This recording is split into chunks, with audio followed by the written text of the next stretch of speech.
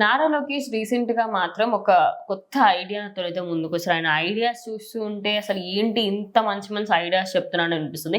అయితే పార్టీ స్థాపించినప్పటి నుంచి ఇప్పటి వరకు ఎవరైతే పార్టీలో కంటిన్యూస్ గా ఇతర పార్టీలోకి మారకుండా న్యాయంగా ఇదే పార్టీ కోసం పనిచేస్తున్నారో వాళ్ళందరికీ కూడా ఒక మంచి రిటైర్మెంట్ ఇచ్చి వాళ్ళ ప్లేస్ లో కొత్త యువతను తీసుకొస్తే యువతకు కూడా వాళ్ళ కొత్త ఐడియాస్ వల్ల ఇప్పుడు ఎదుట వాళ్ళ టెక్నాలజీ గురించి ఇంత మాట్లాడతారు. అంటే పాత నాయకులకు అంత తెలియకపోవచ్చు, ఇప్పుడు యువతను తీసుకొస్తే వాళ్ళ బ్యూరోలోకి మంచిగా ముందుకు వెళ్తామా అని చెప్పేసి ఆయన అనుకున్నా.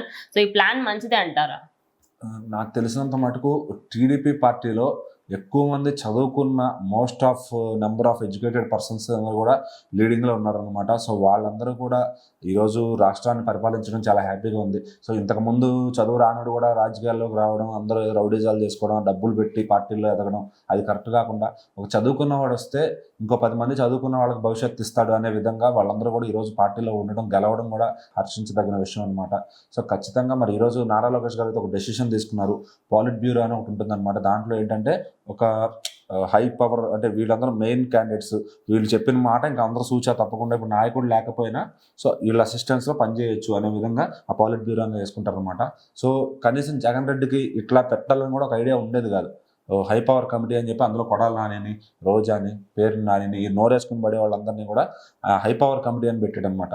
సో అలాంటి తప్పులు కానీ అట్లాంటి వ్యతిరేక పద్ధతులు కానీ ఈయనైతే పాటించడం లేదు లోకేష్ గారు. ఖచ్చితంగా యంగ్ బ్లడ్, ఎడ్యుకేటెడ్ బ్లడ్ కాబట్టి ఖచ్చితంగా ఆయన ఆలోచించే విధానం అంతా కూడా కొత్త మార్పు తీసుకొస్తుంది రాజకీయాల్లో అని చెప్పొచ్చు. సో మరి ఈరోజు ఎవరైతే కొత్తగా యంగ్స్టర్స్ ఉన్నారో, ఎవరైతే పార్టీలో ప్రజెంట్ పనిచేస్తూ ఉన్నారో వాళ్ళందరినీ పాలిట్ బ్యూరోలోకి తీసుకురావద్దామని ఆయన ప్లాన్లో ఉన్నారు ఖచ్చితంగా. సో వాళ్ళందరూ పెడితే ఏంటంటే థాట్స్ కూడా కొత్తగా ఉంటాయి. చదువుకున్న వాళ్ళు కాబట్టి టెక్నాలజీని కూడా బాగా అర్థం చేసుకుంటారు అనే విధంగా ఆయన ఆ థాట్ని ముందుకు తీసుకొచ్చే ప్రయత్నం చేస్తున్నారు.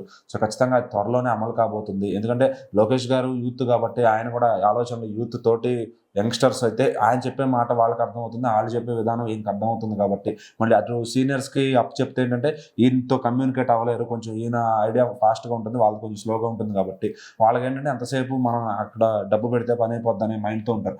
వీళ్ళు ఏంటంటే టెక్నాలజీని ఎట్లా వినియోగించుకోవాలనే విధంగా వీళ్ళు ఉంటారు కాబట్టి సో ఖచ్చితంగా ఈయన ఐడియా అయితే చాలా బాగుంది. యంగ్స్టర్స్కి ఆ పాలిట్ బ్యూరోలో కూర్చోబెట్టడం అనేది సో నిజంగా అది ఒక మంచి థాట్. ఖచ్చితంగా ఎవరెవరిని సెలెక్ట్ చేస్తారు నాకు తెలిసి చాలామంది మంచి, ఇప్పుడు రామ్మోహన్ నాయుడు గారు, సో అట్లాంటి వాళ్ళతో మొదలుపెట్టి అందరినీ కూడా పాలిట్ బ్యూరో మెయిన్ సభ్యులుగా చేస్తే సో ఇంకా చాలామంది యువత చాలామంది ఉన్నారు ఈసారి గెలిచిన వాళ్ళు కూడా, లేడీస్ అయినా పెద్దవాళ్ళైనా వాళ్ళందరినీ ఒకసారి తీసుకొస్తే ఏమవుతుందంటే వాళ్ళు ఇంకొక 10 ఏళ్ళు 15 ఏళ్ళు టెక్నాలజీతో పాటు ప్రయాణిస్తారు. సో పార్టీ ఏపీ రాష్ట్రానికి కూడా ఒక మంచి చేయగలుగుతారని ఒక థాట్ అంతే.